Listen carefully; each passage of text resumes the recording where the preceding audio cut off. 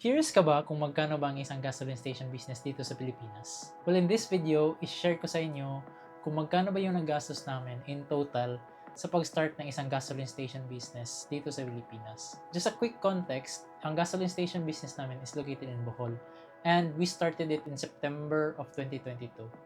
And I'm going to break this video down into two parts.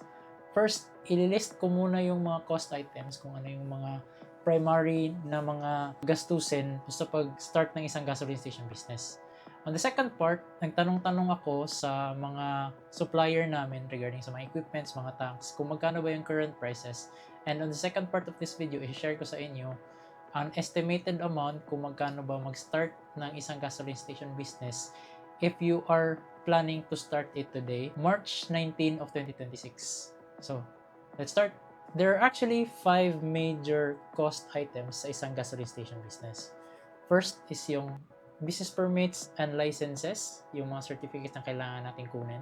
Next is yung fuel dispenser or your fuel pumps. Next is yung underground fuel tanks or yung storage ng gasolina or ng diesel. Fourth ay yung buildings and canopy. And the fifth is yung initial inventory mo. And ito yung 5 cost items na kailangan mong malaman before ka mag-start ng isang gasoline station business. So, let's start with the business permits. When it comes to a gasoline station business, medyo marami talagang licenses, taxes, or business permits na kailangan mong bayaran o kailangan mong kunin. And the most important certificate na kailangan mong kunin when it comes to a gasoline station business is yung Certificate of Compliance na dapat mong kunin sa Department of Energy.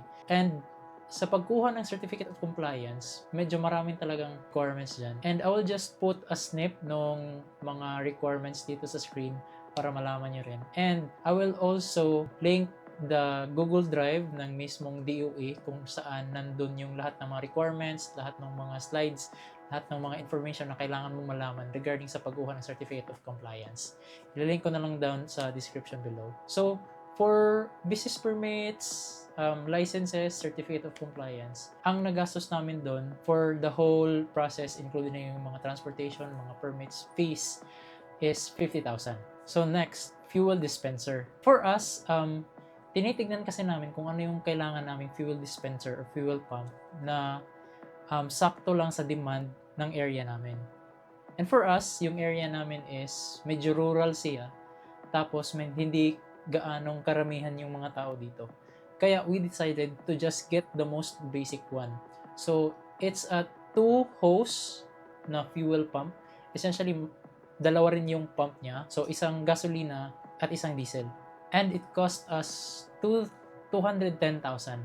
But, unfortunately, since kailangan pa namin ibiyahe yun mula sa Cebu papuntang Bohol, meron rin yung delivery fee na umabot sa 20,000. So, in total, yung nagastos namin sa fuel dispenser tapos yung delivery is 230,000. Next ay yung fuel underground tanks. Yung kinuha naming underground tank has the capacity of 6,000 liters. And since nga tinry namin na magtipid, ang ginawa na lang namin, tinanong namin yung supplier kung pwede bang ma-divide na lang yun into 2 para mayroong storage for gasoline na 3,000 liters tapos meron ring storage for diesel na 3,000 liters. And that underground tank cost us 90,000.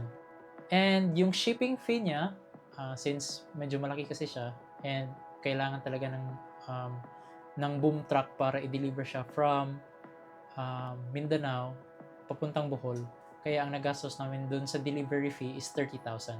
So overall, 120,000 yung nagastos namin for the fuel underground tank.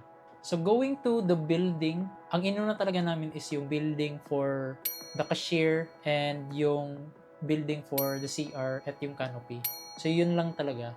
At ang inabot nun, lahat-lahat at the year 2022 is 350,000. Including na ang labor and materials sa 350,000. And the last cost item ay yung initial inventory syempre kasi hindi mo pwedeng ma-start yung business mo pag wala kang inventory, di ba? So, at first, we just started to have gasoline. Hindi kami nag-imbak ng diesel or nag-sell ng diesel. Kasi nakita naman namin dito sa lugar namin na hindi naman gaano kalaki yung demand for diesel. Ang majority is talagang mga motor lang. So, at first, nag-start lang kami ng pinaka-minimum na order, which is 2,000, kasi meron kasi yung mga order, minimum order sa each supplier. And yung supplier namin is minimum nila is 2,000 liters. And at that time, yung cost nung 2,000 liters is 65 pesos per liter. So, overall, ang total niyan is 130,000. So, overall, at the year 2022, we were able to start the business with just 875,000.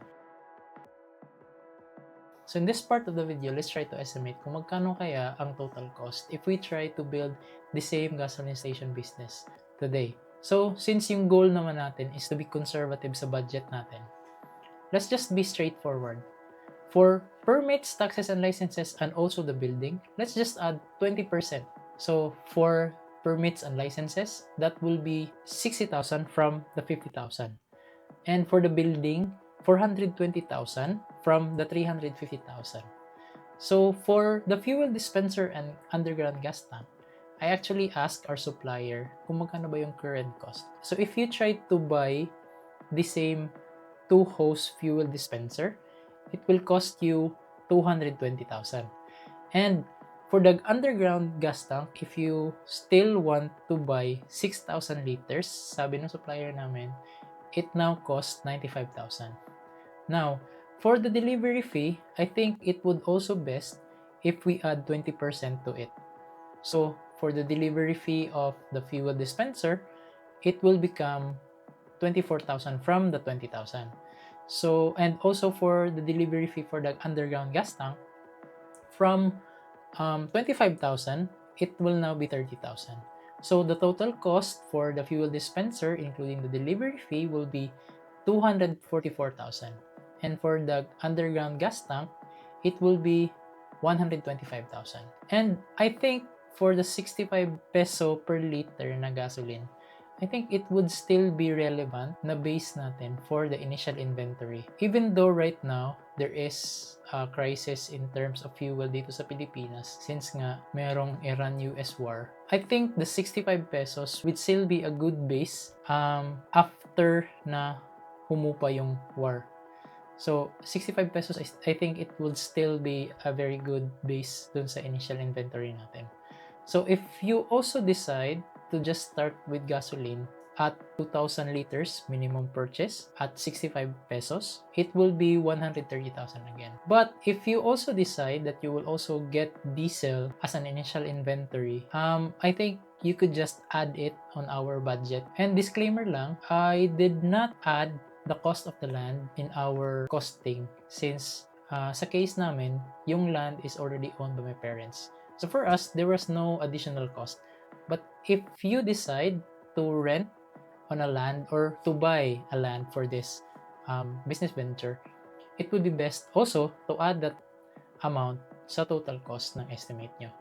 So, overall, sa na-compute natin from the fuel dispenser, the underground gas tank, permits, buildings, and initial inventory, we came up with the amount of total 979,000. And guys, if you want me to ask our supplier if I can give you their names and their contact information dun sa supplier ng fuel dispenser and gas tank, comment down lang below supplier reveal para matanong ko yung mga supplier ko if it's okay to them that I will give their information to you guys.